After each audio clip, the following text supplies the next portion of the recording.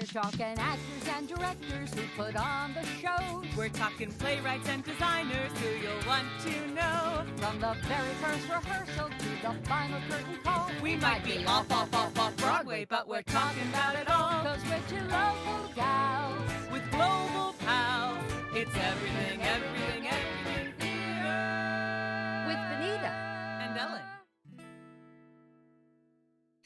Hello, everyone, and welcome to the Everything Theater Podcast, the podcast where we talk about Everything theater. I have a fun story for you all. Yes, I'm Benita Zahn. Hi there, Ellen. hello. And a friend of mine who is a composer, among other things, says to me, so I heard your podcast the other day from Fort Salem Theater. Everybody who knows who I'm doing is going to know who this is. And he goes, where did you get the music from for your intro? I said, well, a local fella wrote it. Oh. I said, not you. Do you like it? Silence for a moment. Yes. Yes, the amazing Justin Friello did our theme music. I love listening to it every week. Same here. So, yeah, and the beauty is now we really can talk about everything theater. You know, there's so much to discuss. Yes. Broadway obviously has opened in a big way. And we've got some exciting stuff going on locally as well. Yeah, a lot of people are having their first show in a very long time, in a year and a half since the close down. And our guests I was just talking to, this is their first big show back. Yeah, We've got Aaron Hallbrider with us. here I am. Yeah. We're doing Significant Other. It's our first show back since the pandemic. It's also the first show of our new residency as the non-musical performing company of the Cohoes Music Hall. So that's very exciting. And yeah, it's just, you know, every minute that we are in the rehearsal space or in the theater just feels like a party. You know, it just being in that space and laughing at, you know, there are things that you laugh at in a rehearsal that people who don't go to rehearsals don't understand, you know, and having that experience and having those experiences with other people has just been, you know, it's like life force. Just seeing the look on your face. And we should point out you're with the Creative License. Yes. I think we didn't mention that. And Aaron, how did the marriage between you and Cohoes Music Hall / Park Stage Company come to be? Sure.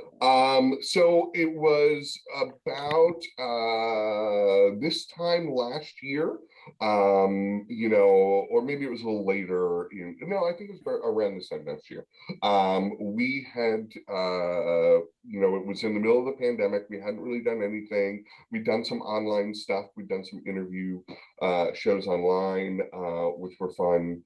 But we got a reach out from Owen, and he said, hey, just wanted to know if you guys would like to sit down and have a chat.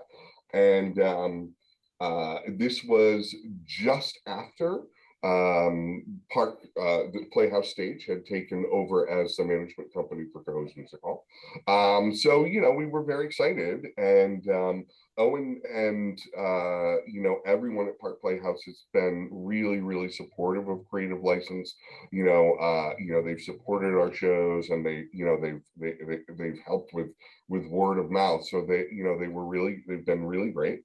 And, you know, we went and we sat down, and you know, Owen's sense was that he wanted there to be non-musical theater in the music hall. He felt that it was important, and which I agreed. And, you know, they had asked themselves, you know, Playhouse Stage had asked themselves, was that something that they wanted to take on? Did they wanted to add that to the musical season that they were currently doing? And I think that their answer was a pretty quick no. They didn't want to take on that additional work. And because they, they knew of us and they knew the type of work that we liked to do, that they just thought that it would be a good fit. And we agreed. Tell you, as the president of Park Playhouse, when they came and they said, what do you think? I believe we all did the jiggy dance. Okay, now I'm telling tales out of school, but because it rounds out the programming that's being offered. But for creative license, what was the appeal to go to the music hall? I mean, primarily just to be in such a beautiful and traditional theater space.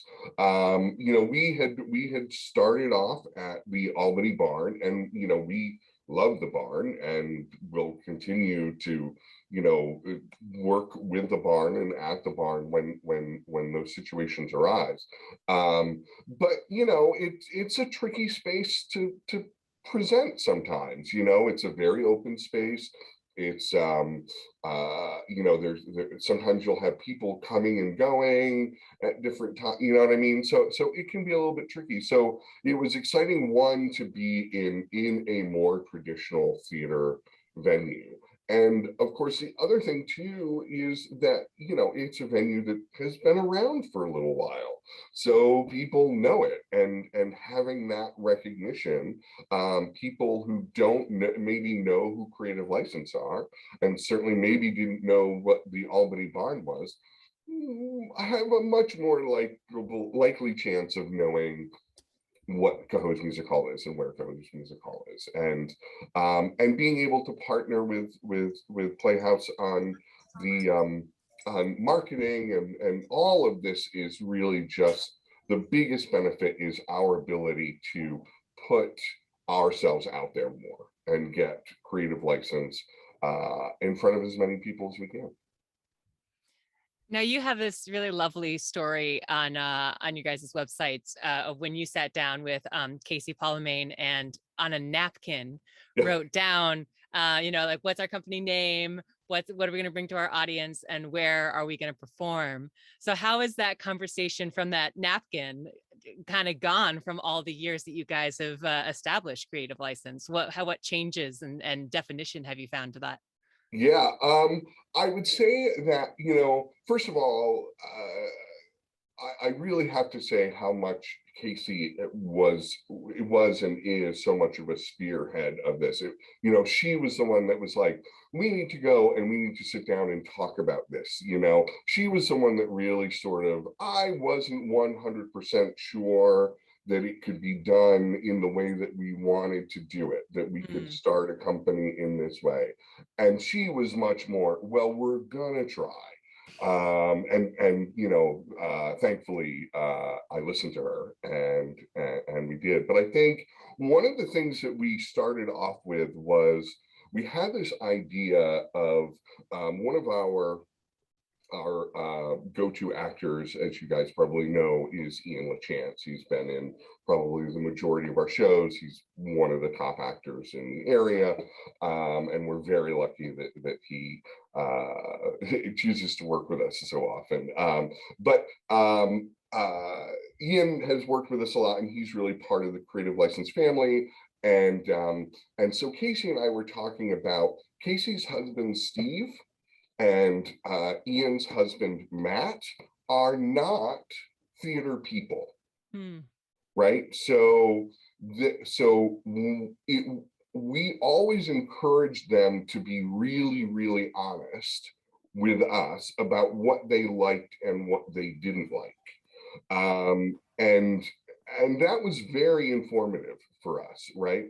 So one of the things when we started Creative License was when we were looking at the shows we wanted to do, we would ask ourselves, what would the Matts and Steves of the world think of this show? Is this something that a person who wasn't necessarily accustomed to going to the theater and accustomed to seeing theater, is this something that they would enjoy and come away from having a really positive experience of really good storytelling, as a way of sort of, because that's how we get them to come back and see more stuff. You know what I mean? That's how we get them to subscribe and keep coming back. So that was sort of our thing. And it wasn't like we wanted to dumb anything down. It didn't mean that we didn't want it to be challenging or smart. But we did understand that it had to have a certain kind of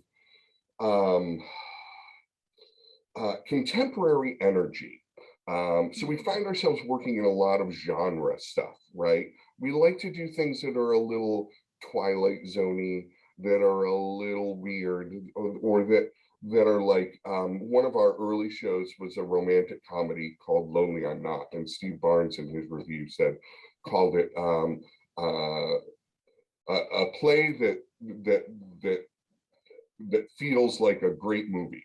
And we thought that was a fantastic, you know what I mean? Like, we put that right out there because that's what we wanted people to feel. So Aaron, let me just jump in. Yeah, what I'm hearing is you're looking to produce shows that are approachable. Yes, absolutely. Now that you're at the music hall, has that changed anything on your list of want to do, gonna do, gotta do? Yeah, not tremendously. I mean, Significant Other was definitely a show that we were thinking about doing even before the music hall. And we decided to open with it because it's a comedy and it's very light and very sweet. And coming out of the pandemic, it seemed like that's where we wanted to be. But we also knew that wasn't a really well-known title, right? It was a Broadway show, but it's not a title that that really jumps to the forefront.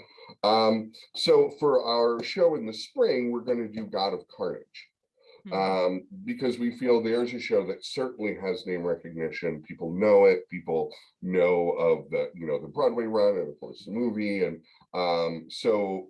it has a certain God of Carnage, I think, has a certain theater cash, right? Like, theater people can be like, oh, God of Carnage, yes, yes, you know what I mean? Very serious, yeah, but I was very lucky. So you're not doing Neil Simon. No. And there's nothing wrong with Neil Simon. I love Neil Simon. I love Neil Simon. But you're looking for something, all three of us. Okay, so we're going to have a combo off, but you're looking for something with more gravitas. Yeah, more gravitas and just a little bit more unexpected, a little bit more under the radar. There are hundreds of plays that are produced regionally and off Broadway every year that never make it to a Broadway stage. And every month we get our dramatists and, Sam French or whatever the company is now, they're all merging, catalogs and, just pages and pages listing plays that are available to do. So honestly, Casey and I just go through those and read the descriptions and, oh, that sounds weird. Oh, that sounds interesting. And we just read a lot of not great scripts. There's a lot of them that we get 7 or 8 pages into and we're like, no, this is not what we hoped it would be. But out of that has come things like Row After Row and Lonely I'm Not, all of these shows that were very well received when they premiered in their various places, whether it be off Broadway or regionally. But they just didn't have the juice to make it that extra level. So I think part of what we do is try to bring those kinds of shows to audiences because there's some great stuff out there. Now, marketing wise, since some of the names are not as recognizable as Neil Simon and so forth, what's your strategy in that of educating an audience of what your play is? One of the things that we try to do is we try a marketing strategy that feels very cinematic in its presentation, right? So we try to do video trailers for everything because I think that people really, when they can see a 1 minute sort of video presentation of what it is and they can get a basic understanding of what's happening, and if you can find a way to also pique their curiosity with that, then I think that's a way that people will respond to something that they maybe didn't know. and also with, our visuals in social media, we try to make everything look really polished. A friend of mine once said to me that he felt that all of Creative Licenses productions were very slick. And I liked that, that's what we try to go for, is we try to make you feel like you're having a clean, encompassing experience, from the moment you saw the poster to the moment the lights go down at the end of the play.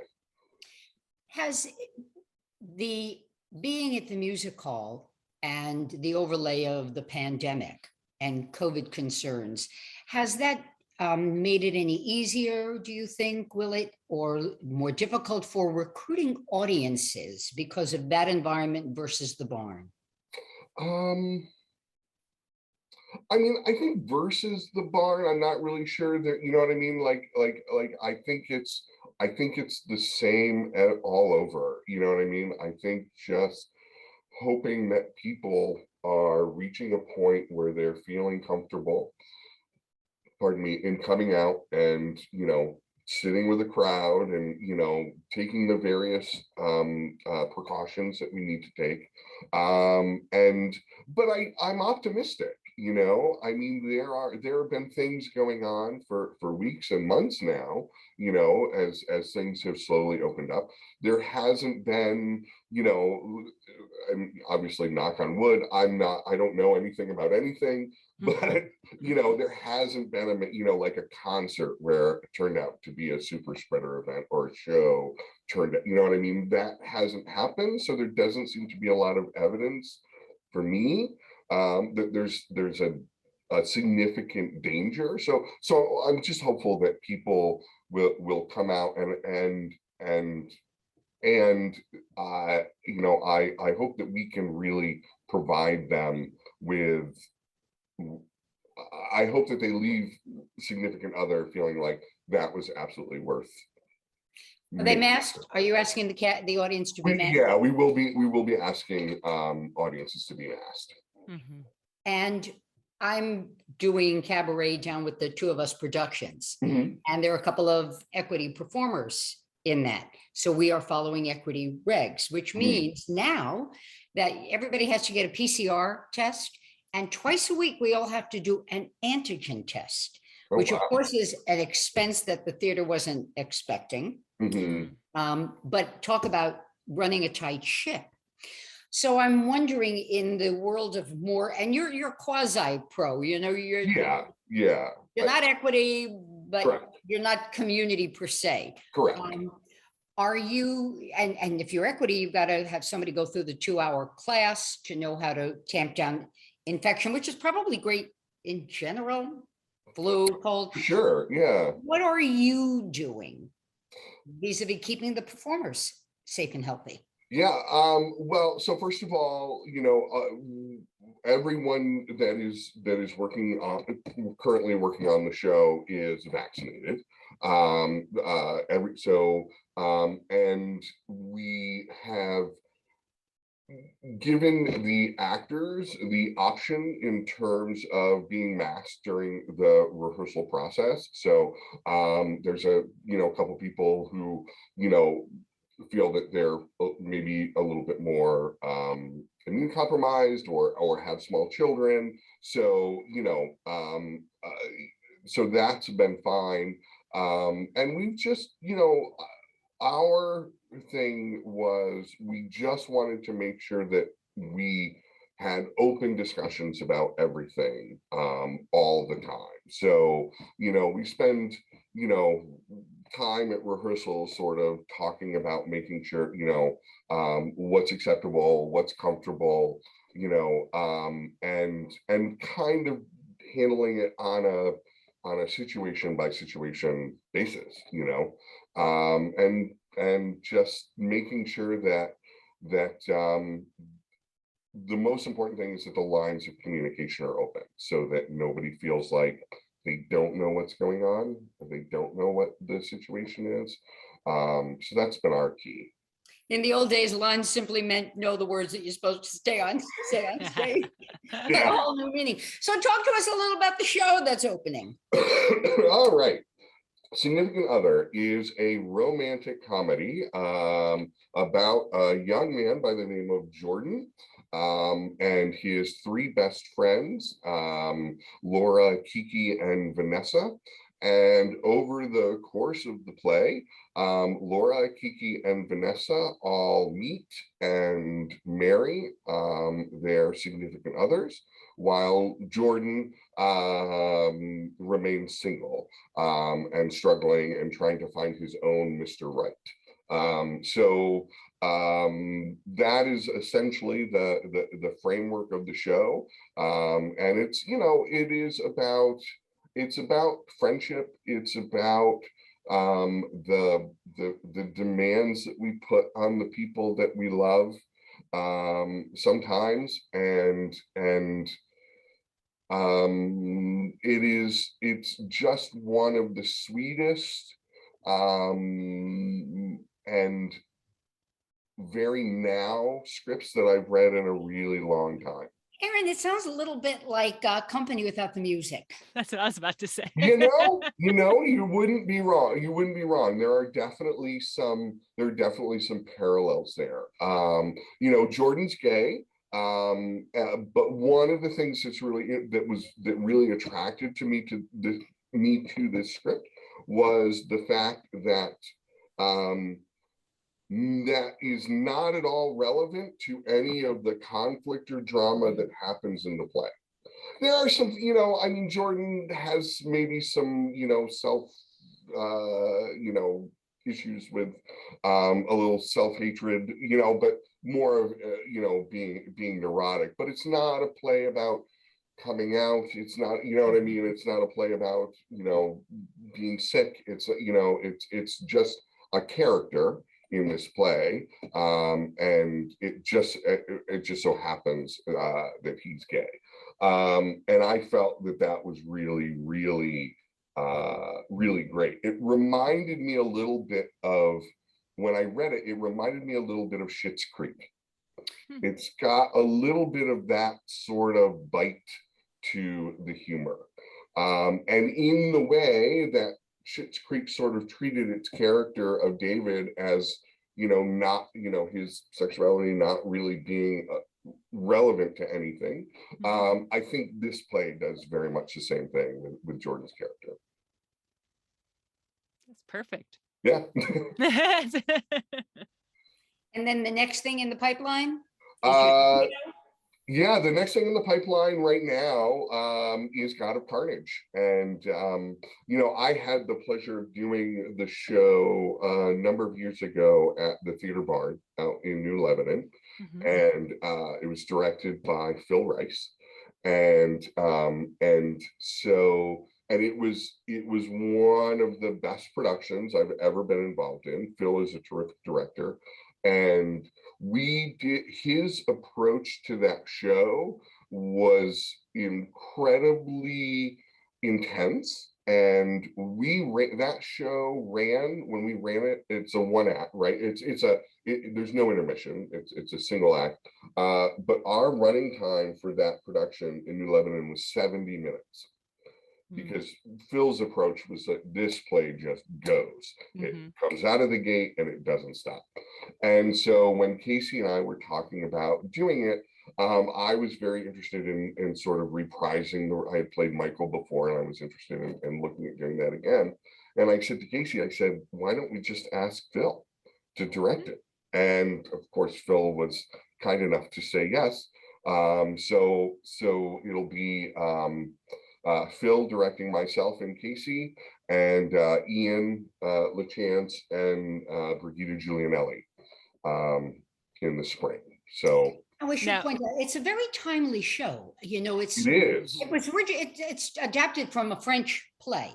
Correct. But it's two families and one child injures another on the playground. And responsibility and kindness and manners and humanity. It's all the mix that we're dealing with right now. 100%. And it's one of those things where it almost feels more relevant now, perhaps, than it even did when it was written, because there is a lot of turmoil in schools right now. There are a lot, parents. I'm not a parent, and I can't imagine what it is like to be a parent of young children right now. It is a crazy time, and I think this play really taps into that sense that we have about our children, or about our family, about our tribe, right? Because these two couples represent, the protectors of these children. So they're each doing what they feel they need to do to truly represent their child and be parents. And it builds to quite a crescendo. So yeah, I think that it definitely speaks to the right now, for sure. On a sillier note with that show, I did it a couple of years ago, and always have a conversation with people who do it about the famous vomiting moment. Yeah. So unless it's any trade secret, how do you guys handle the vomiting moment? Sure. So I'm imagining that we'll do something similar to like we did in New Lebanon, which was, for us, we had on the sofa, there was a pillow. And inside the pillow, I honestly think it was like a heating bag. Like, remember the old rubber heating bags? Hot water bottles. Yeah. And that was filled with something truly grotesque. And then, so as the character begins to get more upset, and she would pull the pillow over and sort of place it over her stomach. And then at the moment, when she held it just right, there was a little tube that came out of the end of the pillow. So she squeezed the pillow, and it looked like, she was, and it was very effective. How did you guys do it? Because I'm curious too. Ours was a pillow as well. Yeah, we had it was like a juice box, but I told Vanita before, we had a one performance where it was sitting ready for the show to start, and an audience member, an old lady, just decided to just go sit on the couch of the set before the show.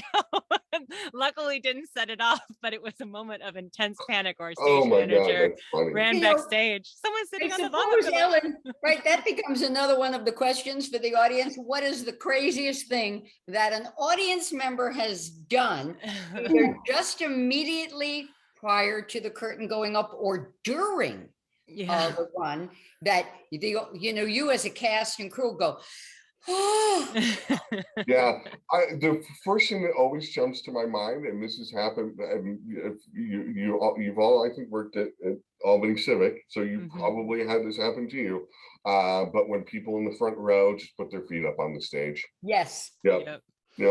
I remember Paula Ginder one time, I forget what show it was, but she had a broom, and she went over and she just brushed their feet right off the stage. I had a guy, I could still see it. I was stage right, downstage. We were doing 5th of July. He must have been sitting about 4 seats in, and he puts these big, work boots on. And I'm trying to think of the name of the character I played, but she used the F word liberally. And I can remember going downstage and looking at him, and delivering one of the F lines, and there's that moment. And the guy realizes, oh my God, I think she means me. And these like size 12s go back. Yeah. Oh man. Yeah, right. But part of that is, people not going to the theater and being home and watching theater and movies, and that fourth wall has. Yeah, it has. Yeah, I agree. And I feel like there's less experience of, I grew up, I'm a child of the 70s and 80s and 90s, right? So I grew up on sitcoms, and especially in the 70s and 80s, sitcoms were like little 20-minute Broadway plays, right? because they were filmed in front of a live audience. So you got that sense of like the laughter and that communal experience. And I think that more than any experience I had as a child in a theater, which was extremely limited, had far more to do with me pursuing theater as an adult. And I find that, you know, that idea of, and this is especially became true during the pandemic, right? When you couldn't have a live audience for things. I feel like the idea of like on television, there being live events or things in front of a live audience is becoming less and less. And I think that that's a detriment, because I think we don't learn that experience. I knew what a theater experience was going to be like, because I had watched Cheers, I had watched Barney Miller, you know what I mean? All of these great little plays that were put on. You knew you were expected to laugh. Yeah. And you were, you know, people who complain about laugh tracks on TV will say, you don't need to tell me when to laugh. I'm like, I don't think it's about that. I think it's about that if you're in an audience and you see something that you don't know exactly what to make, it certainly makes you feel things, but you don't know exactly what to make of it. And you hear the people around you laugh, it gives you the permission to go, oh, okay, yes, all right, I get it. So it's not about telling you necessarily when to laugh. It's about being part of that collective experience. I'm a big fan of the collective idea. I'm looking at the clock because that's what I do. So Ellen, you got to take it away here. In our last 5 minutes, this is our close-up segment, some rapid fire questions just for you, Aaron. So, oh boy, are you ready for your close-up? I'm ready. All right. Okay. So what was the defining moment in your life where you just knew theater is what I'm going to do? Oh boy. I would have to say that it was when I was like 6 years old. My grandmother was in charge of the ladies auxiliary of her church, and they would have a monthly meeting, and every month a different member of the auxiliary was in charge of providing some form of entertainment. And one year it was my grandmother's, actually no, it was somebody else's week, and that person's entertainment didn't show up, and I had a joke book that I had memorized. So I said, well, I can get up and I can tell, you know, the 15 or 20 jokes that I had memorized, and that was it. I mean, that was, you know, there was no turning back from there. When you have, you know, 20 to 25 middle-aged to elderly women laughing hysterically at your you know, little kids, you know, I remember having to pull my grandmother in. One of the jokes was a knock knock joke, so I had to pull her in. So it was a little audience participation, you know. But yeah, from that moment on, it was sort of, that was what I wanted to do. Is there a play in your life that had a big impact on you that really has a special place in your heart? Either that you've done or seen or even read. Yeah. I had the pleasure of directing All My Sons at Albany Civic about, I don't know, several years ago. Ian was in it, Casey was in it. And that play is just one of the most, to me, one of the most profoundly beautifully written play. I think, look, this is an unpopular opinion. I think it's better than Death of a Salesman by leaps and bounds. I'll say it, I don't care. So having the opportunity to direct that and to direct it with the cast that we had, and to really dive in. Angie Patricus played the mother, and you know, she was just incredible. It was just you know, that and Proof, which I also directed at ACT, those are the two that I sit back and go, you know, just about every show you do, you're like, oh, it was great, I would have loved to have done this, I would have loved to have done that. All My Sons and Proof are two shows that I look back on and I go, they were perfect. I wouldn't change a thing. And lastly, do you have anything on your bucket list, either to be in or direct or work on in some aspect? I really don't. I will say that Casey, since we started this creative license, Casey has always really desperately wanted to do noises off.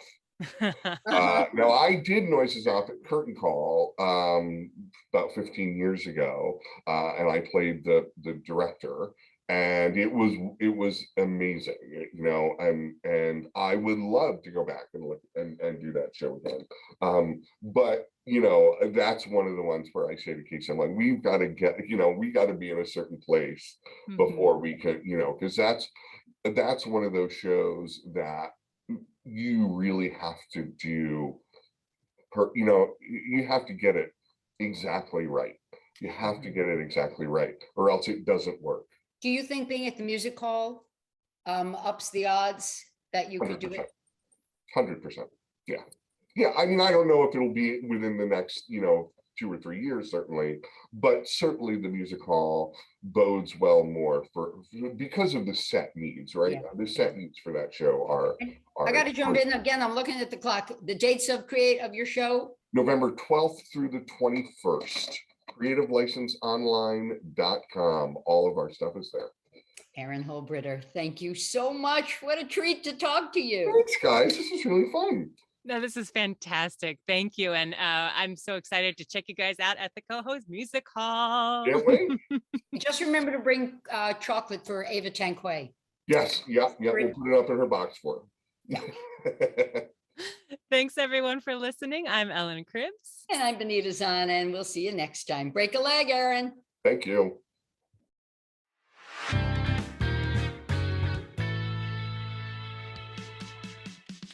Thank you so much for listening to the Everything Theater podcast. Special thanks goes out to Alice Grinling for our photography and Justin Friello for composing our amazing theme song. Please remember to subscribe to our podcast and follow us on Facebook, Twitter, and Instagram. If you want to share your thoughts or what's going on in your theater community, you can reach out to us on social media or through our email at everythingtheaterpodcast@gmail.com. Till next time, it's everything, everything, everything.